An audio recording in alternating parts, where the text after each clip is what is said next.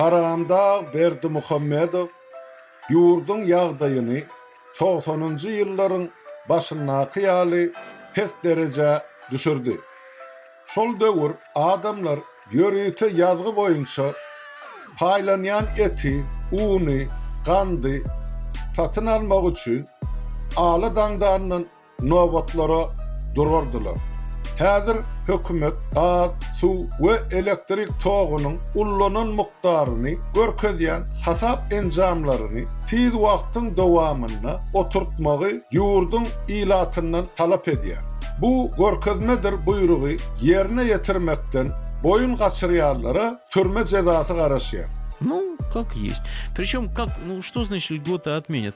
Вот в феврале 2018 года уже сообщалось, что в Туркменистане, в магазинах граждане, которые не предоставили справки об отсутствии долгов за газ и электричество, а им не продают муку. А вот так вот. Hökmürawanyň hem de onuň ýal ýagylarynyň kisesini ýadawsuz gün saýyn doldurmak zarur. Bu işe ýolbaşçylyk etmek zalymiň çep eli bolan iskenler Müllikowa tapşyryldy.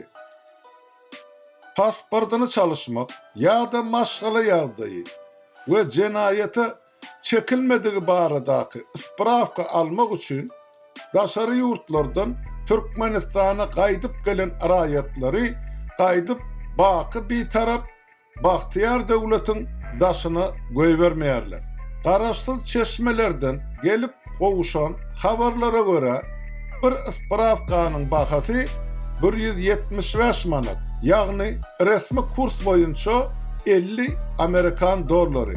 Bu ispravkany almak ansat işler. Sebäp onu almak üçin yeterlik delil tapmak aty kyn. Bu işe Haramdağ'ın sağ eli Reşit Meredov gözegçilik edýär. Kim yurtdan çıkıp bilýär, kimin çıkmagy haky ýok, ol meseleni diňe Reşit Meredowyň hut özü çözýär.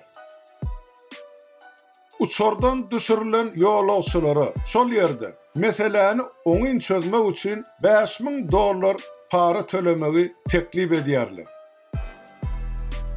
Netijede hiç kim hiç zat üçin jogapkarçylyk çekmeýär. Eger iş başa barmasa onna tölenen pullar hiç açan hak eýesine gaýtarylyp berilmeýär. Tagmalanan gullugyny ilaty açyk ýatlatmak bilen bir hatarda gul eýesi Haramdağ Berdimuhammedowa hun tölemäge her bir raýatyň boşludygyny häkimetleriň edýän hereketleri aýdyn görkezýär. Ey ilahi emine